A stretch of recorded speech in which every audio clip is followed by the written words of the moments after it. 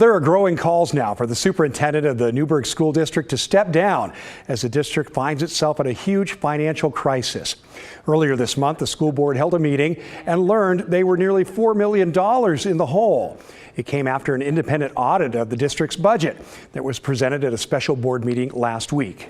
But at this time for fiscal year 23-24, I am anticipating a negative fund balance of $3,773,365 if no changes are made. And I think that's important to understand that there are things that you can do, but there is a critical timeline. You are at May 20th and your fiscal year ends June 30th.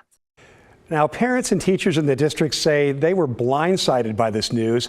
They say the district and Superintendent Stephen Phillips led them to believe the district was in a much better place financially.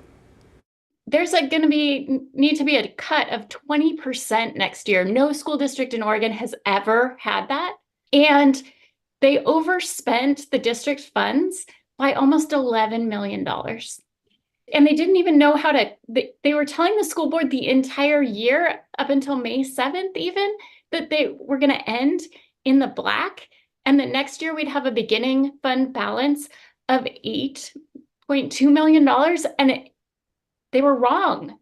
They didn't know how to calculate the funds. It's just gross negligence. Where was the money? How was there an $11 million swing within just a couple of days of finding out where the money went? So we're just kind of really surprised and hoping to hear where the money went and what's going to happen. What does it look like for the rest of the school year? Are there furlough days? Are we going to have to figure out childcare for any of these days that are going to be gone? Are there going to be end of the year celebrations that are going to have to get canceled? Or is that going to still continue? So it just leaves a lot up to questions when we have 3 weeks left. Now, members of the school board also said they had no idea how this happened. I guess I'm more curious about how we got here. With the numbers that we've been having compared to all of a sudden this, I'm confused. I think I'm not alone.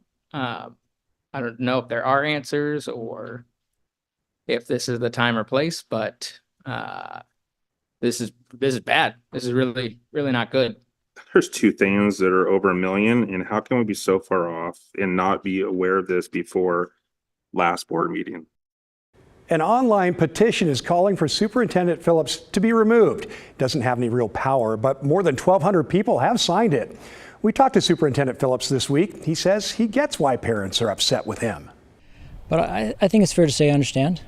We're in a budget crisis, and there's a lot of misunderstanding. But bottom line is people are scared and nervous about the future, and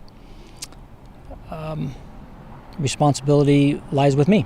So I think I understand it. Now, Superintendent Phillips does not necessarily have a shining record in that role. He was a controversial pick by the former school board after they fired the last superintendent in 2021. Before Newberg, Phillips was a superintendent of the tiny Jewel School District, where he was placed on administrative leave during an investigation into the way he handled abuse claims. And before that, he was forced to resign as the deputy superintendent of the Beaverton District for sharing derogatory social media posts about immigrants. In Newberg this week, the school board released a statement saying the stunning disclosure is as much of a shock to members of the school board as it is to you. Despite frequent inquiries of the superintendent on the status of the district budget, the school board was regularly assured that any potential budget shortfall would be managed through savings from staff retirement and resignations. They went on. The school board is committed to providing ongoing, transparent communication and working with the community and skilled professionals to resolve this crisis. But when we reached out to those school board members for interviews, not a single one responded. The financial auditor told the school board that the shortfall comes from a few major areas of the budget that were overspent. The school board itself was over budget by $165,000. The superintendent's budget was over by $73,000, but the biggest deficit was in special education, which was $1.3 million over budget, and transportation services, which had nearly doubled in the past year.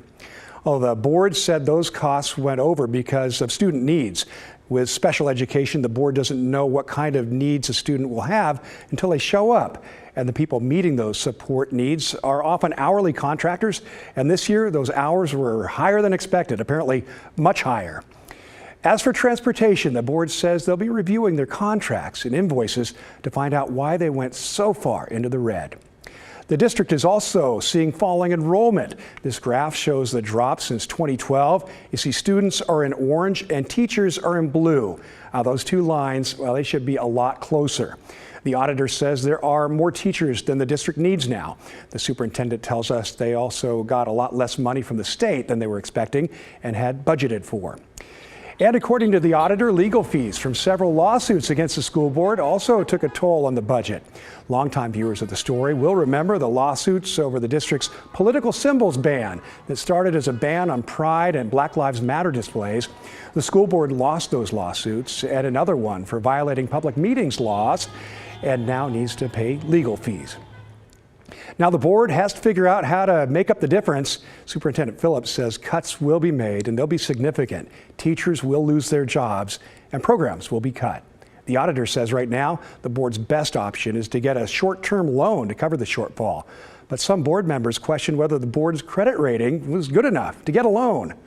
Earlier this week, about 24 high school students in Newberg, well, they walked out of class in protest at the budget shortfall and went to district headquarters to confront the superintendent. The district has until the end of June to figure it all out. And if you don't have a calendar nearby, June starts tomorrow.